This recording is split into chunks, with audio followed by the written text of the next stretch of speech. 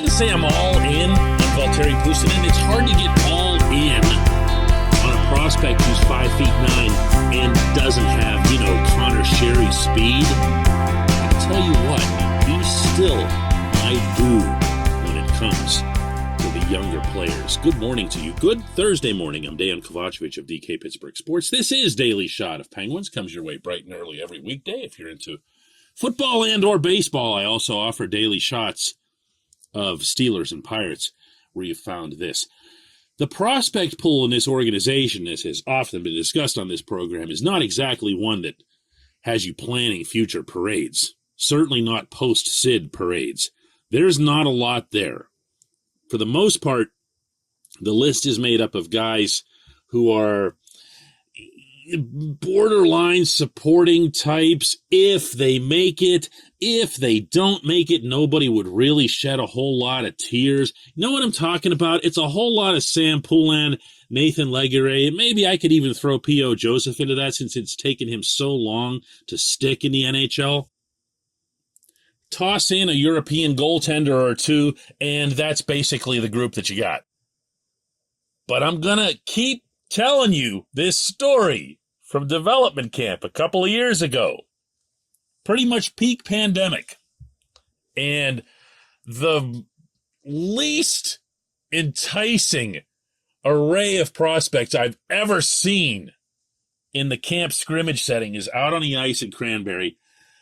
And other than the fact that I was excited just to be covering hockey and we're there with all masks and everything spread 900 feet apart and everything else, I was just happy to, see some action and to see it right there in the arena. And these kids couldn't make plays to save their lives. There was virtually no creativity on the rink, not much either in the way of physical tools that would get you excited, like somebody that would be super fast or something like that, where you go, hey, keep an eye on this guy. He can really fly. Or this guy's got a super shot or whatever. None of that was really going on, okay? Through the whole thing, the scrimmage starts, it's not interesting. In fact, I'm sitting up there in the press area just pretty much losing interest, and I'd never done that at one of these things before. I really enjoy the development camps. And then this one kid, and only one, was making pretty much every play. When the puck came to him, it came with a little bit of a magnet to it, and I think you know what I'm talking about. He was working on his off wing at times. He's a right-hand shot, but he was moving on the left side, and he was facing the middle of the rink. He was not shy about working the middle of the rink, whether it was skating there or whether it was getting a puck there. And he would do so reliably, and he was doing so at a level that, to be honest with you, was a little bit insulting to him. Okay? Not to him personally. I'm just creating a characterization here. He was well above what was going on there. He himself, to repeat, was not eye-popping. But he wasn't a fit for this scene. And that's where I have my hopes up for Puustinen this coming winter. This portion of Daily Shot of Penguins is brought to you by the good people at the Greater Pittsburgh Community Food Bank, where they're committed to providing food for all of our neighbors in need across Western Pennsylvania. They, in turn, need your help. Find out how $1 can be turned into 5 full meals. For those in need, visit pittsburghfoodbank.org. Eero Puustinen's stats in the American League last year: 72 games in Wilkes-Barre, 20 goals, 22 assists. Sounds pretty nice. Made that one appearance in the NHL. And I know you remember it because I know you were stoked about it as well. Not that when he came up, but with the way he showed. He was a participant in a key even strength goal. Really nice pass to spring the play through the neutral zone. And found a way to get to the net on a regular basis. One time going to the net and cutting a path that allowed Mark Friedman to come in behind him and score a pretty nice goal himself. Didn't get a point on it, but again, was a pretty pivotal factor there, to say the least. Also kind of backed up butt first into the net a lot, which I thought was an interesting trait for a dude who's got his stature. And overall, remember, this is the one thing that most often keeps Mike Sullivan from playing younger players. He was responsible. when he got the puck, he didn't do something dumb with it. Have you ever heard, and this is common, maybe more common in other sports than it is in hockey, of sports people talking about a player who actually works better at a higher level than in the lower levels? I'm going to give you an example here from basketball. If you've got a younger guy who is a great point guard, who sees the court, who sees where all his teammates are, who sees the play developing before the ball goes anywhere near the hoop, that player is never going to be able to show you everything that he can do until he's surrounded by superior players. You follow me here? He's going to make a great pass that goes to nobody, and his coach is going to look at him there from courtside and go, "What are you doing?" And he's going to say, "You don't understand. There was a great play to be had there. I just needed a great player at the other end of my bounce pass." So said player makes it to the NBA, and all of a sudden, he looks like, whoa, this kid, he's really gotten good all of a sudden. No, he didn't get good all of a sudden. He just got surrounded by people who were of comparable skill sets.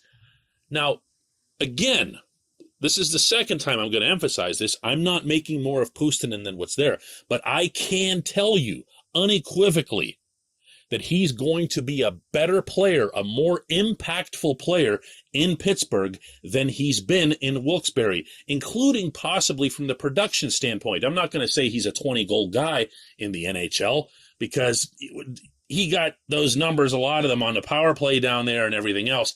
He's somebody who's going to fit comfortably, I feel, in a 5-on-5 role, possibly staying on the bottom six. I don't know that he has another level there in that regard.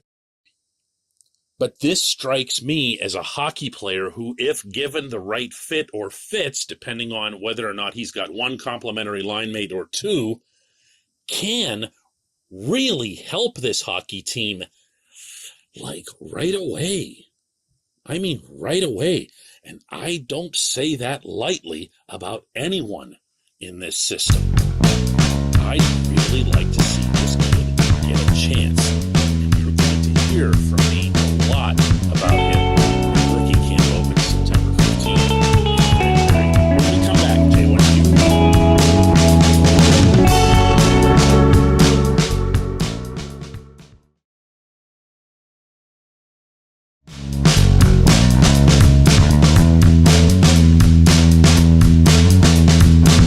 Today's J1Q comes from Tyler Orchowski, who says, DK, I've been waiting and expecting Teddy Bluger to be the third-line center for a while, with Jeff Carter sliding to right wing and being an alternative for right-handed faceoffs.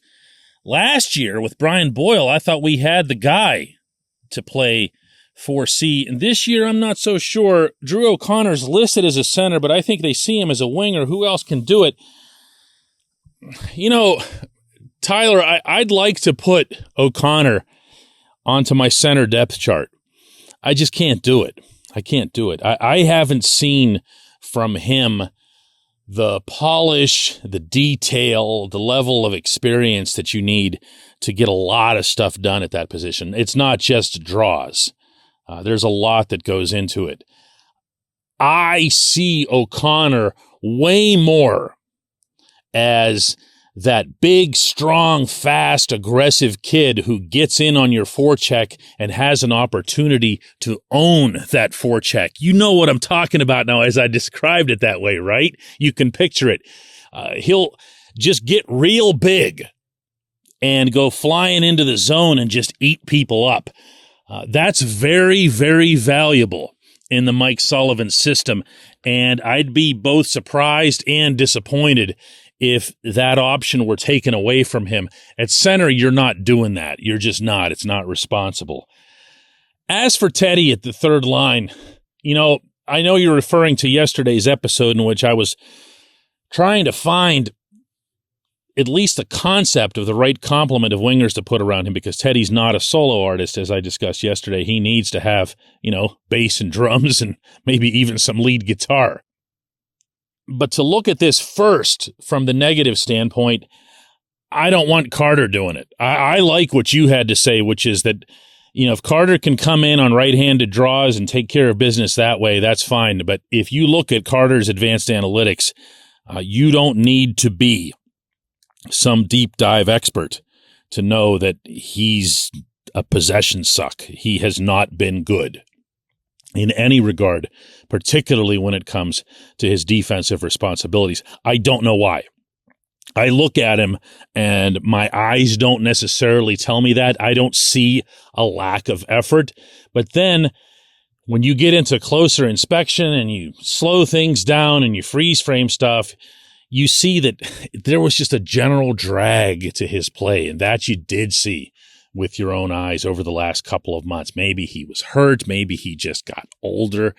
When you're older as a professional athlete, the end comes abruptly. The Penguins can only hope that it was some kind of injury or other thing that hit him related to fatigue, but it wasn't pretty. And it's hardly a situation where at his age, I'd feel obligated to put him at center or to have him in some sort of prominent role on the team, at least not until he shows that whatever that was an aberration. So a lot of this stuff is going to become a lot clearer, obviously, in less than a month when training camp opens. That's when we're going to have answers to injuries, conditioning, and other elements that come into this. But if you're asking right now, like this, for a spot answer as to who else might be the depth centers on this team, I just don't have one for you right now. Let's see how it all plays out. I appreciate the question. I appreciate everyone listening to Daily Shot of Penguins. We'll do another one tomorrow.